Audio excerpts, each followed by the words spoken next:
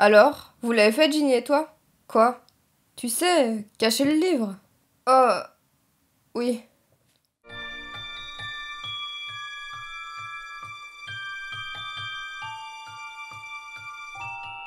Salut tout le monde! Aujourd'hui on est le 14 décembre, donc c'est parti pour la 14e Funko Pop figurine Harry Potter. Je sais pas si j'ai encore envie de faire des prédictions parce que je me plante tout le temps. Apparemment je m'étais même plantée sur Harry le premier jour, je savais plus, je pensais que j'allais peut-être deviner, mais en fait non!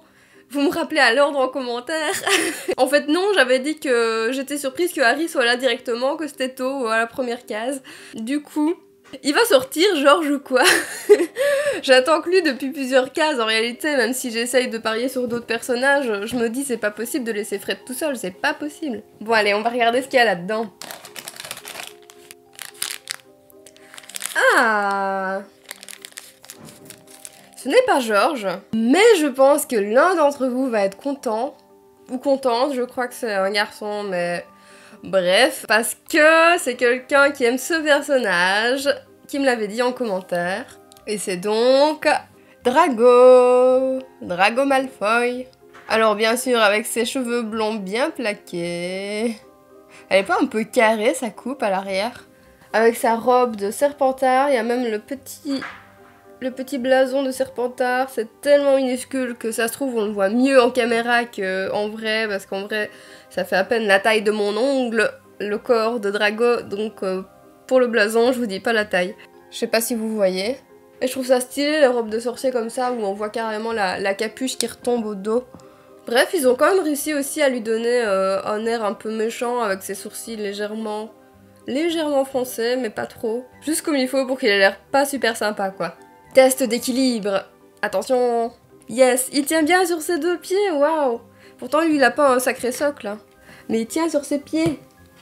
C'est merveilleux. Bon bah voilà, c'est cool. Avant de vous laisser, je vais vous poser une question comme l'autre fois. Je vous avais demandé quel serait l'animal de compagnie que vous auriez choisi en allant à Poudlard. J'avais trop kiffé voir vos réponses. Du coup, je vous pose une nouvelle question parce que la dernière fois, il y a eu... Je reprends vos commentaires devant moi pour regarder, mais il y avait eu une tortue, un serpent ou encore un phénix.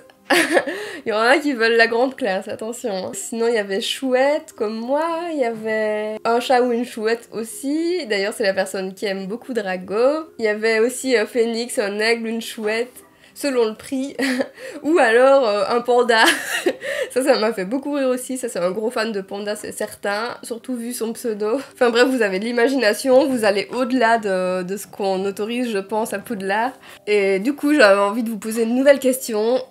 C'est si vous deviez choisir votre propre maison, au-delà de si vous avez fait le test sur Pottermore et tout ça, au-delà de ça, si vous deviez choisir une maison, laquelle ça serait? Et si vous avez fait le test en question, est-ce que ça correspond à ce que vous avez eu comme résultat au test? Donc moi, vous l'aurez compris dans les précédentes vidéos, je suis Serdeg, j'avais passé le test il y a des années d'ici, et je me reconnais tout à fait dans cette maison, donc ça me convient très bien. Mais je me dis qu'on a forcément des traits de personnalité qui se retrouvent dans chacune des maisons, je pense. D'ailleurs, un jour j'avais fait un test qui reprenait 2 maisons, c'était pas le test officiel, mais les 2 maisons que j'avais... C'était 2 maisons au lieu d'une du coup. Les 2 maisons que j'avais, c'était encore Serdaigle en premier et Gryffondor en deuxième. Et je me reconnais aussi dans certains traits des Gryffondor, donc pourquoi pas. Mais je pense quand même que je suis une vraie Serdaigle. C'est vraiment la maison qui me convient le mieux, je pense. Donc je suis contente d'avoir eu cette maison-là dans le test. Et donc vous, qu'est-ce que ça aurait été la maison que vous auriez choisie si vous pouviez choisir? N'oublions pas que le choix peau est capable de changer d'avis si on lui dit qu'on ne veut pas aller quelque part. Ce sera tout pour aujourd'hui, je vous dis donc à demain à 18 h comme d'habitude pour la prochaine figurine. Et voilà, salut!